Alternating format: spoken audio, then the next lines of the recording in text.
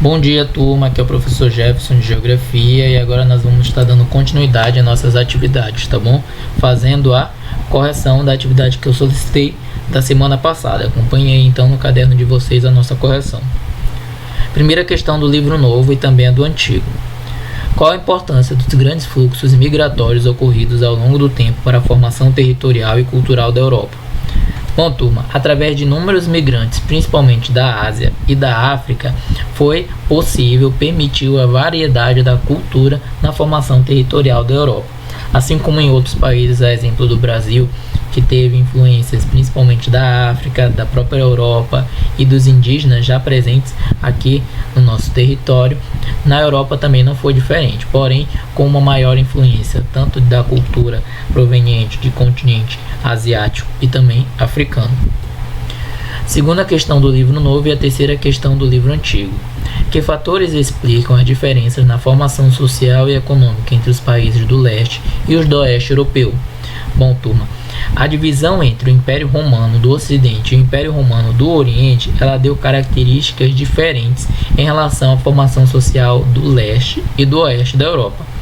Essa influência está relacionada principalmente à divisão entre os países do bloco socialista, que se encontram na porção leste, e o bloco capitalista, que se encontra na porção oeste. Isso tudo acontecendo após a Segunda Guerra Mundial. Quais são os principais grupos linguísticos da Europa, segundo a questão do livro antigo? Os principais grupos linguísticos são o germânico, o latino e o eslavo. Terceira questão, livro novo, e quarta questão, livro antigo. O que levou os países europeus a estabelecer os acordos e os blocos econômicos que deram origem à União Europeia? Bom, turma, após a Segunda Guerra Mundial, os países europeus eles estavam fragilizados, muitos deles quase em crise. E a formação de acordos, alianças e de blocos econômicos, principalmente, foi uma maneira criada para eles se fortalecerem. Ou seja, após a Segunda Guerra Mundial, com eles todos fragilizados, com todo o resultado e a consequência dessa guerra mundial, eles uniram o que tinham de forças, o que tinham de suas economias, o que tinha em relação às mercadorias e a sua influência política, ou seja, uniram suas forças para tentar fortalecer cada um de seus países. Quarta questão, livro novo, e a quinta questão do livro antigo. Explique o que é a União Europeia e cite as suas principais instituições políticas. Bom, a União Europeia é um bloco econômico formado por países que buscam a integração econômica com livre circulação de pessoas, serviços, capitais, mercadorias, entre outros. E as instituições principais no continente europeu são o Conselho Europeu, o Parlamento Europeu e o Conselho da União Europeia.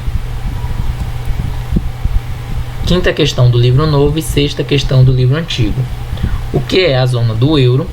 Todos os países que fazem parte da União Europeia também utilizam o euro como moeda? Explique. Bom, a zona do euro é justamente a reunião de alguns países que estavam adotando uma mesma moeda, uma moeda única que é o euro. Alguns países do bloco eles preferiram manter a sua própria moeda local, como exemplo do Reino Unido, que utilizavam como moeda a libra esterlina. Tá bom? Sexta questão do livro novo e sétima questão do livro antigo. Que fatores estão relacionados ao recente aumento do sentimento de descrédito de parte da população com a União Europeia? De que modo esses fatores ameaçam a integridade desse bloco? Bom, crises econômicas, corte de gastos públicos, esses dois geraram descontentamento de parte da população europeia. Além disso, a crise migratória de refugiados, ataques terroristas, intolerância contra esses imigrantes, entre outros fatores, influenciaram a população europeia na confiança ou de desconfiar até muitas vezes da União Europeia. Então, com isso, eles perderam essa confiança, essa segurança que eles tinham nesse bloco econômico, que era um dos maiores blocos econômicos do mundo. Então, com todos esses problemas, eles perderam essa confiança na União Europeia, e isso pode justamente gerar na integridade, ou seja, na forma de como daqui para frente pode existir ou não a União Europeia. Sétima questão do livro novo. Observe o gráfico da balança comercial da União Europeia que mostra a diferença entre as importações e as exportações realizadas nesse bloco. Para responder as questões a seguir. Letra A. Considerando que o superávit comercial ocorre quando o valor total das exportações de bens e serviços é maior que o das importações, o déficit comercial ocorre quando as importações superam as exportações, houve algum período de superávit na balança comercial na União Europeia e de déficit? Bom, houve um superávit no período de 2005 a 2015, que foi justamente essa porção, tanto de 2005 quanto também de até 2015, houve esse superávit, ou seja, maior do que as importações. Quanto à questão do ano de 2008, foi o que único houve uma queda, que foi também onde houve esse pequeno déficit em relação à balança comercial da União Europeia. Letra B.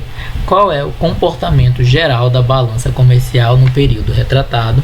É possível identificar algum impacto da crise econômica de 2008? Explique. Bom, turma, é constante o superávit que nós podemos perceber, como um comportamento geral dessa balança, É constante esse superávit nesse período, com pequenas diferenças em relação aos seus valores, Não tem tanta amplitude assim de diferença. Verificamos então apenas o déficit de 2008, que foi influenciado provavelmente e está totalmente relacionado à crise econômica. E aí foi a partir desse momento que nós podemos perceber que a balança comercial teve que novamente continuar o seu crescimento, logo após a queda da crise econômica de 2008, sofrida não somente pela União Europeia, como todo mundo. Oitava questão do livro antigo. Observe o mapa a seguir e responda as questões. O que é possível afirmar sobre a formação religiosa do continente europeu? Bom, através desse mapa nós podemos perceber que existe uma grande diversidade de religiões na Europa, com a predominância de catolicismo, protestantismo, do islamismo, entre outras religiões, ou seja, possui uma diversidade bem ampla em relação às regiões presentes no continente europeu. Qual é a religião predominante na porção leste do continente europeu? Na porção leste, como nós podemos perceber, a predominância é do cristianismo ortodoxo. É possível estabelecer uma relação entre a diversidade religiosa e a divisão entre o leste e o oeste europeu? Bom, turma, o leste europeu ele tem predominância da religião cristã ortodoxa, o leste europeu. Enquanto a oeste prevalece principalmente o catolicismo e o protestantismo.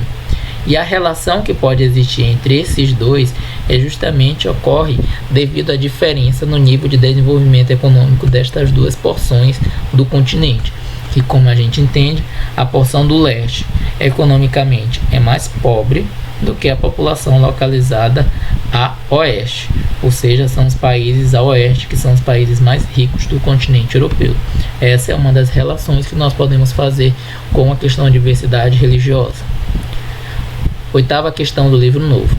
Compare os mapas das páginas 71, 72 e 73 e faça uma lista das principais transformações territoriais ocorridas no continente europeu e representadas nos mapas. Em seguida, converse com os colegas sobre essas mudanças nas fronteiras e o significado da União Europeia e do espaço Schengen no processo de unificação dos países europeus. Bom, o que nós podemos perceber é que em 1914 havia o Império Russo e o Império Austro-Húngaro, e após a Segunda Guerra Mundial, a Alemanha foi dividida e com o fim do Império Russo e do Império Austro-Húngaro surgiram a famosa União Soviética e também alguns países surgiram nesse período. E aí, posteriormente, em 1990, a União Soviética ela foi fragmentada e transformada em 15 repúblicas. Essas são algumas das transformações ocorridas no território do continente europeu. Nona questão do livro antigo, analise o gráfico a seguir sobre exportações e importações da Espanha e responda as questões. Qual foi o comportamento da balança comercial espanhola no período retratado? Bom, ela apresenta na Espanha uma variação na balança comercial com indícios de déficit, ou seja, onde as importações são maiores do que as exportações.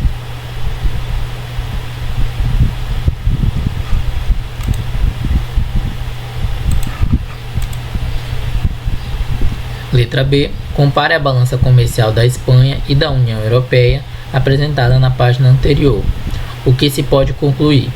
Bom, diferentemente da Espanha, a União Europeia ela apresentou um superávit em sua balança comercial em quase todo o período. Diferente, como eu citei anteriormente, da Espanha, que indicou alguns aspectos de déficit e não de superávit. Letra C. Que fatores podem estar relacionados à queda nas importações e exportações do país após o ano de 2008? Explique. Então, turma, a queda nas exportações do país se deve principalmente à grave crise econômica que abalou os países europeus em 2008, cujos efeitos se refletiram na economia espanhola ao longo dos anos. Não somente a Espanha, como outros países da União Europeia, eles sofreram com a grave crise que o mundo estava presente em 2008. Então, apesar de ser um país rico, mas a crise econômica afetou drasticamente a sua economia. Então, turma, essa foi a correção da nossa atividade, tá bom? Que tenham todos corrigido aí nos seus cadernos e agora eu estou disponível para tirar qualquer dúvida que possa ter de vocês em relação à atividade ou do conteúdo.